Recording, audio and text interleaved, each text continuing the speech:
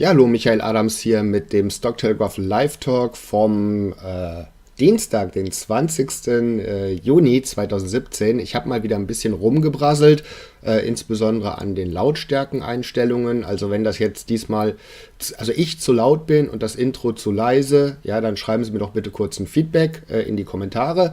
Dann werde ich das wieder irgendwie anpassen. Ansonsten sehen Sie noch, dass jetzt hier oben, da habe ich jetzt über dem Stock-Telegraph-Logo dieses Wort Dauerwerbesendung eingeblendet. Das liegt natürlich daran, dass es jetzt anscheinend aktuell ein neues Urteil gab oder eine neue Auslegung und ja, man halt Product Placements, insbesondere auf YouTube, stärker kennzeichnen muss. Und da Sie ja wissen, dass die meisten Unternehmen, über die ich berichte, sind ja Sponsoren des Stock-Telegraphs.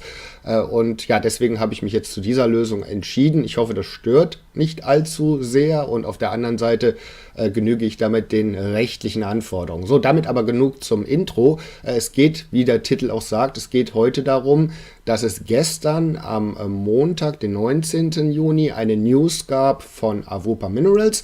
An der Tier 6 Venture ist das die AVU.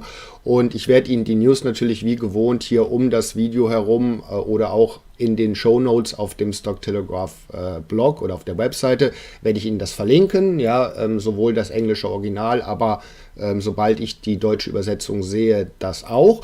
Und ja, die News war wirklich sehr gut. Es geht um das Avalade-Projekt. Da hatte man ja ein Joint Venture, was so ein bisschen Schwierigkeiten bereitet hat, um es mal gelinde auszudrücken. Und da gibt es jetzt eine Lösung. Und um da noch mehr Informationen zu bekommen, habe ich dann mit dem Mark Brown, ja, den hatte ich ja jetzt schon mehrfach, zuletzt hatten wir ihn ja auch direkt aus Portugal mal dazu geschaltet. Und ja, habe ich gestern direkt dann mit dem Mark Brown auch noch ein kurzes Video-Interview gemacht. Der führt uns dann jetzt, beziehungsweise beantwortet meine Fragen rund um diese News Release. Dabei wünsche ich Ihnen viel Spaß. What was the situation before today's news release and where are we now? Okay, thanks, Michael. This was basically one of the biggest and best projects that we've been working on in Avrupa since we started it about 6 years ago. We had Antofagasta as a partner on this project, and we did a lot of drilling on this project, and we made a discovery with some high-grade copper, lead, zinc results. But our interest was getting diluted and diluted and diluted, and a new partner was brought in, and they weren't doing the work that they should have been doing, and they got into financial trouble. So basically, we've been working trying to get this back. It's been a very, very important project for us because it is so big. It's in a very large area of southern Portugal, and we've hit mineralization over 1.8 kilometers long in different what they call lenses, and it needs a lot of follow-up drilling. But basically, it has the potential to be a new mine, like the Neves Corvo mine in southern Portugal, owned by Lundin Mining. Okay, great. And the troubles or the challenges you were referring to with the former joint venture partner, was there in getting the project back, was that more towards government or was it really problems with the joint venture partner itself? It was really a result of the hangover of the bad market, for all these projects, and a lot of companies just were not well financed and couldn't survive. And so they started with they were going to do all these great things and spent less than $1 million on the project, which was what we were expecting. I mean, year to date, between Antofagasta spent about $6.5 million, and these guys spent, I don't know, $800,000 or $900,000, but couldn't continue on. So it's been a lot of work done on this project. We have a huge amount of drill core, and we've hit high-grade copper and zinc on the project, like I was saying. And we managed to get it back because the other company realized that they weren't going to be able to do anything with it. And in that situation, we had various legal avenues to go and get it back because they were in default. But we ended up basically cutting a nice deal with them so we don't have to go through any courts or anything like that. They give us the property back, and we forgive them a little bit of money that they owed us. And we also made a second deal with the original partner, Antofagasta, to pay them basically only on success of the project. So we don't have any payments, no royalties, no shares going out. We only make payments to get this 60% back of a very successful project. The first payments are when we actually calculate a resource on it. So in the future, lots to do. So, I mean, if you can look down on this news release, maybe can I jump over to that, Michael? Yeah, sure. And just to remind everyone, that's actually the smart thing about the business model of Avrupa being a prospect generator, right? So they don't spend their own money, and it's bad enough that this kind of joint venture fell apart, but at the end, you end up with more drilling that has been done on your project without you paying for it, right? That's exactly right. I mean, think about it. Our market cap is around $7.5 million, and this project alone had over $7 million US dollars, and the market cap was in Canadian. I was quoting there. Right. $7.5 million US dollars spent on this one project, and we made a discovery. So if you look at this news release in this one area called Six Marias, we hit SES 002. 10.5 meters of 1.8% copper, 75 grams silver, 2.5% lead, 4.3% zinc. And then there's also some tin and cobalt in there, and that's important because that's very similar to what they have at the Neves-Corvo mine. Okay. And then when Antofagasta was funding this, they wanted us to do these really wide step-out holes. So we went and drilled 800 meters away, and we hit this thing again in a small intercept.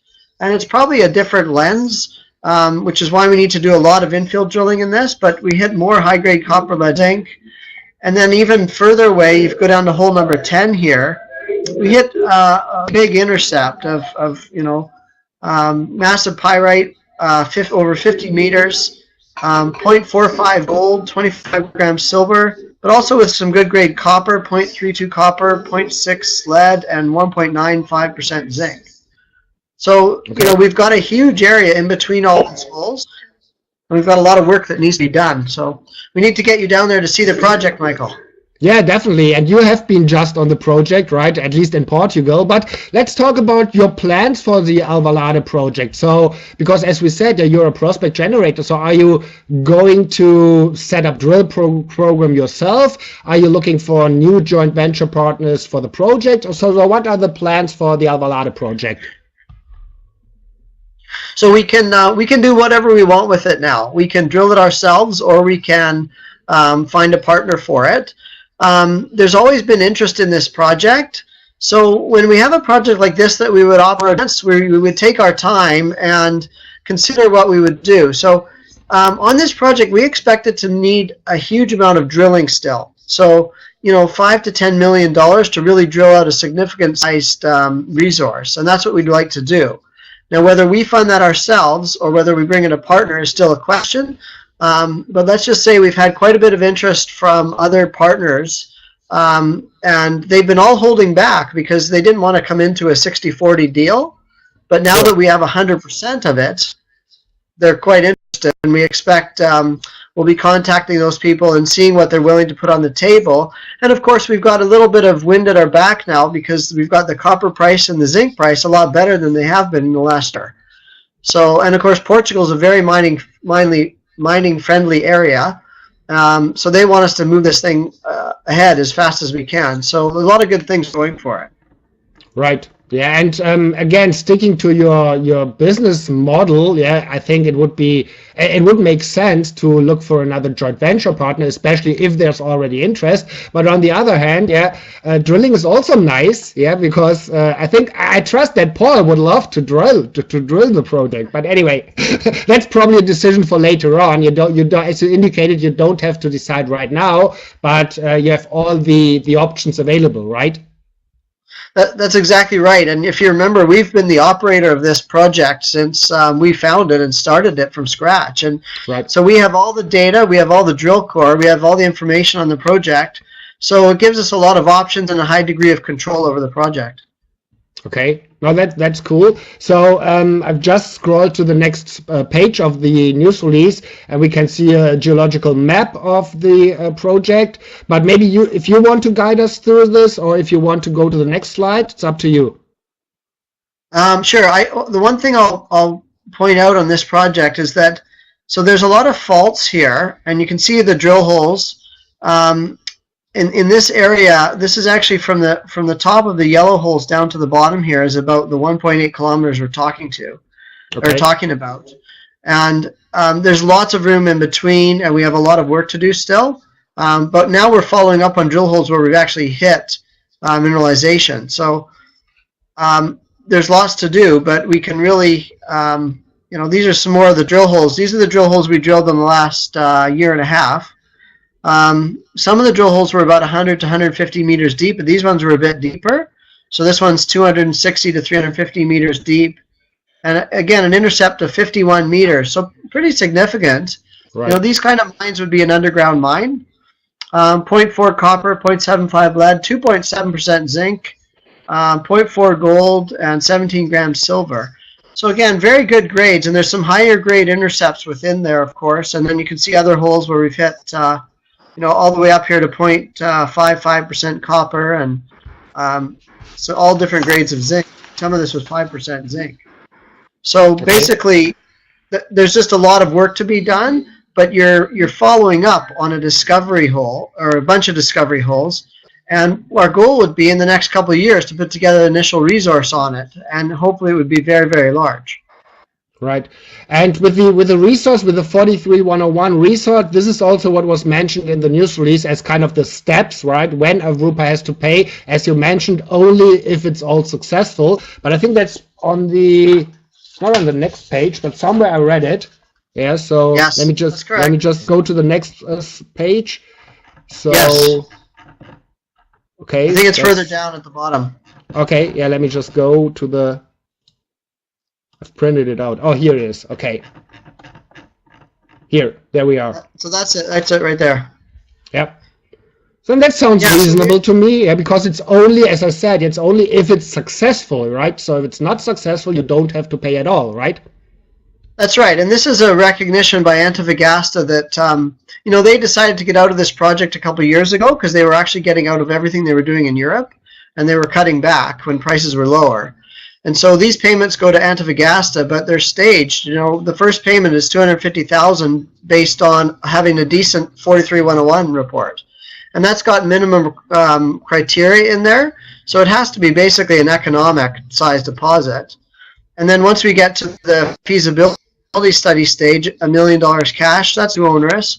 And then we said to them, well, look, we're happy to pay you guys back some of the $6.5 million you guys spent, but we want to do it if this is successful only, and we have to make it open so that a partner could come in and look at these payments and go, well, that's not, if we have a mine that big, these payments are actually very, very small.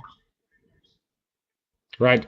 Yeah, I'm happy that you have been able to get your hands back on the project for 100%, because we've chatted in between, and I know that a lot of the work time was focused towards solving this challenge, right? And you have other projects that need a little bit of work, so you are busy anyway. So there's one construction area, as we call it in Germany, less to take care of.